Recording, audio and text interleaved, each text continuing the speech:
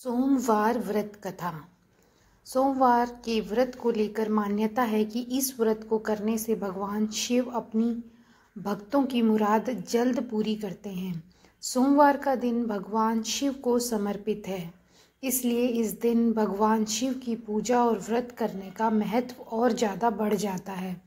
यदि आप सोमवार के व्रत करते हैं तो आपको सोमवार व्रत कथा पढ़ना बेहद ज़रूरी है, क्योंकि इसके बिना आपका व्रत अधूरा माना जाता है। आइए जानते हैं सोमवार व्रत कथा। देवों के देव महादेव बहुत ही भोले माने जाते हैं, इसलिए उनका एक नाम भोलेनाथ भी है। पौराणिक मान्यताओं के अनुसार भगवान शंकर को प्रसन्न करने के लिए किसी भी तरह के खास विशेष पूजन की आवश्यकता नहीं होती, क्योंकि कहा जाता है कि वह तो भोले हैं और भक्त की मन से की गई क्षणिक मात्र भी भक्ति से ही प्रसन्न हो जाते हैं। अगर आप भी शिव की भक्ति और कृपा पाने के लिए सावन के सोमवार का व्रत करते हैं तो इस कथा से भोलेनाथ को प्रसन्न कर सकते हैं। एक बार किसी नगर में एक साहूकार था। उसके घर में धन की कोई कमी नहीं थी, लेकिन कोई संतान न होने के कारण वह बहुत दुखी था। संतान प्राप्ति के लिए वह हर सोमवार को व्रत रखता था और पूरी श्रद्धा के साथ शिव मंदिर जाकर भगवान शिव और माता पार्वती की पूजा करता था। उसकी भक्ति देखकर एक दिन माँ पार्वती प्रसन्न होकर भगवान शिव से साहूकार की मनोकामना पूर्ण करने का निवेदन किया। पार्वती जी के आग्रह पर भगवान शिव ने कहा, हे पार्वती, इस संसार में हर प्राणी को उसके कर्मों का फल मिलता है और जिसके भाग्य में जो हो उसे भोगना ही पड़ता है। लेकिन पार्वती जी ने साहूकार की भक्ति देखकर उसकी मनोकामना पूर्ण करने की इच्छा व्यक्त की। माता पार्वती के आग्रह पर शिवजी ने साहूकार को पुत्र प्राप्ति का वरदान तो दिया, लेकिन उन्होंने बताया कि यह बालक 12 वर्ष तक ही जीवित रहेगा।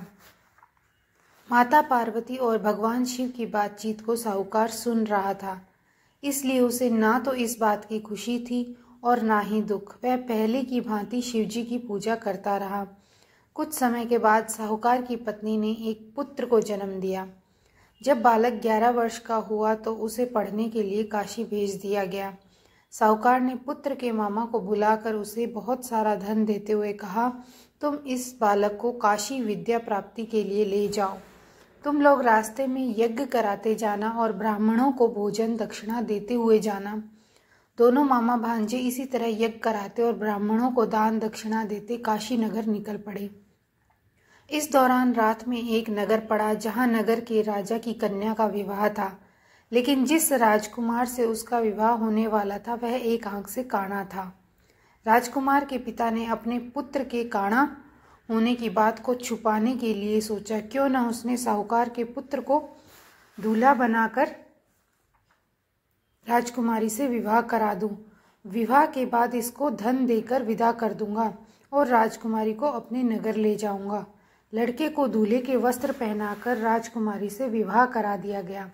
साहूकार का पुत्र ईमानदार था, उसे यह बात सही नहीं लगी, इसलिए उसने अवसर पाकर राजकुमारी के दुपट्टे पर लिखा कि तुम्हारा विवाह तो मेरे साथ हुआ है, लेकिन जिस राजकुमार के संग तुम्हें भेजा जाएगा वह एक आंख से काना है। मैं तो काशी पढ़ने जा रहा हूँ। जब राजकुमारी ने चुन्नी पर लिखी बातें पढ़ी तो उसने अपने माता पिता को यह बात बताई। राजा ने अपनी पुत्री को विदा नहीं किया, फिर बारात वापस चली गई। दूसरी ओर साहूकार का लड़का और उसका मामा काशी पहुंचे और वहां जाकर उन्होंने यज्ञ किया।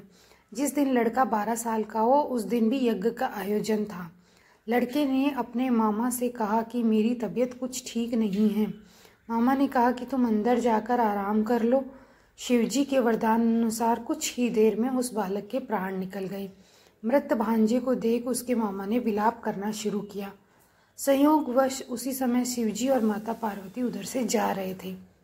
पार्वती माता ने भोलेनाथ से कहा, स्वामी, मुझे इसके रोने के स्वर सहन नहीं हो रहा, आप इस व्यक्ति के कष्ट को अवश्य दूर करें।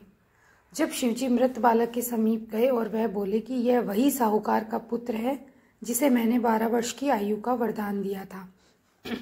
अब इसकी आयु पूरी हो चुकी है, लेकिन मातृ भाव से विभोर माता पार्वती ने कहा कि हे महादेव, आप इस बालक को और आयु देने की कृपा करें, अन्यथा इसके वियोग में इसके माता पिता भी तड़प तड़प कर मर जाएंगे। माता पार्वती के पुनः आग्रह पर भगवान शिव ने उस लड़के को जीवित होने का वरदान दिया। शिवजी की कृपा से वह लड़का जीवित हो गया। शिक्षा पूरी करके लड़का मामा के साथ अपने नगर की ओर वापस चल दिया। दोनों चलते हुए उसी नगर में पहुंचे जहां उसका विवाह हुआ था।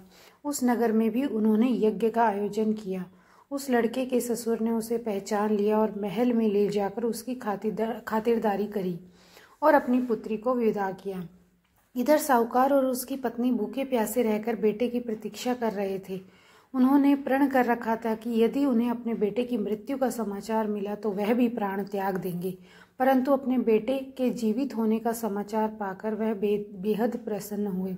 उसी रात भगवान शिव ने साहूकार के स्वप्न में आकर कहा, हे श्रेष्ठी, मैंने तेरे सोमवार के व्रत करने और व्रत कथा सुनने से प्रसन्न होकर तेरे पुत्र को लंबी आयु प्रदान की है।